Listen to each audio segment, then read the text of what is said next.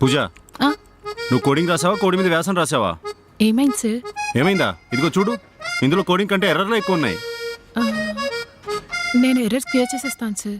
ఇవి క్లియర్ చేసే బదులు చెరిపేసి కొత్త రాసుకోవడం బెటరు. సార్, ఆ అమ్మాయి ఒక్కదాన్నే తిడతారేంటి? మేమంతా ఒకటే టీము, మాది బాధితే. ఆ అమ్మాయితో పాటు మమ్మల్ని కూడా సమానంగా తిట్టండి. సమానంగా తిట్టాలా? ఆ వేణుగాడు సెలవు పెట్టి వైజాగ్ పోయాడు. ఆడు కూడా ఫోన్ చేసి మాతో పాటు సమానంగా తిట్టండి. ఆడు మా టీమే. వీడి సమర్థం చల్లకుండా ఈ పీడితో పెట్టుకుంటే మన పని అవ్వదు. నీ పని తర్వాత చెప్తా. ఎవరికి సమానత్వం పాటించడం తెలీదు. కమల్ గారు, మరీ ఇంత సమానంగా చూడకండి, ఇంకా ఎక్కువ నచ్చేస్తున్నారు.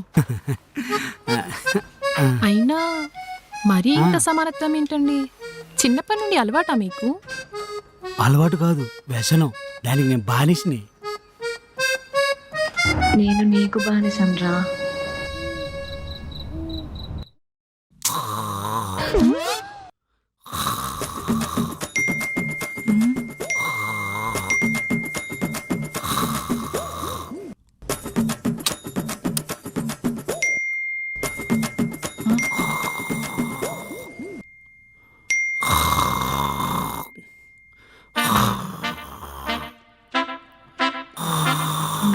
పడుకున్నాడు. మెల్లగా మెసేజెస్ చూద్దాం. నీ జీవితంలో ఏమాత్రం చిన్న చోటున్నా నన్ను మర్చిపోకు. ఆ చోటు నాకివ్వు. ఆ చిన్న చోటుని స్వర్గంలో భావించి సంతోషంగా గడిపేస్తాం. స్వర్గం కాదది. 100 నరకాల్ని ఒక మిక్సీలో వేసి బాగా గ్రైండ్ చేసి బయటికి తీస్తే ఎలా ఉంటుందో అలా ఉంటుంది. నేను ప్రతి క్షణం దేవుడికి మొక్కుతున్నా ఉన్నాను, మీతో పాటు జీవితాంతం గడిచే అవకాశం ఇవ్వమని. వసే దిక్కుమాలిందానా, ఎవరైనా దేవుడిని వరాలు ఇవ్వమని మొక్కుతారు, కానీ నువ్వేంటే శపించమని కోరుకుంటున్నావు? ఏంటోలే. వీలైనంత వేగంగా మీ ఆవిడ మిమ్మల్ని వదిలేయాలి, నేను మీ జీవితంలోకి వచ్చేయాలి.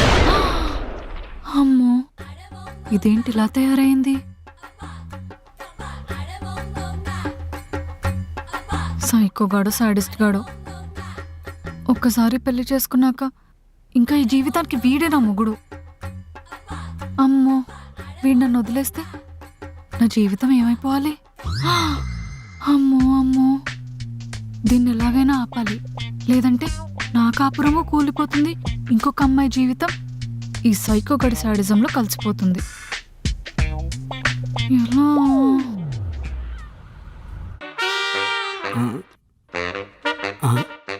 ఇద్దరు పిల్లలతో బాధపడుతున్న భర్త ఇద్దరిని మేనేజ్ చేయలేక హిమాలయాలు పారిపోయాడు.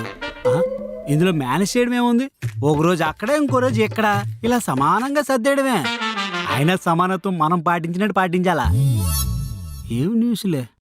3 రోజుల పాటు అధికంగా వర్ష సూచన. ఏవండి, నాకు మీ దగ్గర ఒక విషయంలో చాలా గిల్ట్ ఫీల్ వస్తుందండి. గిల్టా? ఏ విషయంలోనే? కొంప తీసి నా సబ్బు మొక్క నువ్వు వాడేస్తావే ఏంటి? అసలుకే రోజుకు 2-3 సార్లు స్నానం చేస్తావు. అది కాదండి. మరి అది, నేను కాలేజ్లో ఉన్నప్పుడు ఒక అబ్బాయి నన్ను ప్రపోజ్ చేశాడు. నేనంటే చాలా ఇష్టం, నాతో పెళ్లి చేసుకుంటాను అని చెప్పాడు. కానీ నేను మా అమ్మ నాన్న చూపించిన సంబంధమే చేసుకుంటాను అని చెప్పాను. కానీ ఆ అబ్బాయి చాలా బాధపడ్డాడు. కనీసం ఒక 1 డే గర్ల్ ఫ్రెండ్ లాగా నటించు అని చెప్పాడు. ఆ జ్ఞాపకాలతో జీవితాంతం మొత్తం గడిపేస్తాను అన్నాడు.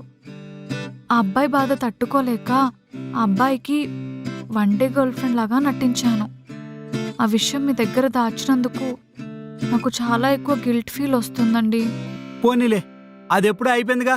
సర్లే. అదేంటండి మరి మీ సమానత్వం? అంటే దీన్ని మీరు సమానం చేయకపోతే మీ సమానత్వం పోతుంది కదా. నిజమే. పక్కింటి అనితా గారి దగ్గరికి వెళ్ళి ఏదోలా ఒప్పించి ఆమెను 1 డే గర్ల్ ఫ్రెండ్ చేసుకుంటా. అప్పుడు సమానత్వం సమానం అయిపోద్ది. ఎప్పుడు పక్కింటి ఆంటీ ఎదురింటి ఆంటీ అని చెప్పి ఆ ముసలి బ్యాచ్ని పట్టుకుంటారా? కాస్త క్లాసీగా ఆలోచించొచ్చు కదా. మొన్న ఒకరోజు చెప్పారు కదా, మీ ఆఫీస్లో ఎవరో అమ్మాయి మిమ్మల్ని ఇష్టపడుతుందని. పూజ. ఆ అమ్మాయిని 1 డే గర్ల్ ఫ్రెండ్ గా ఉండమని చెప్పొచ్చు కదా.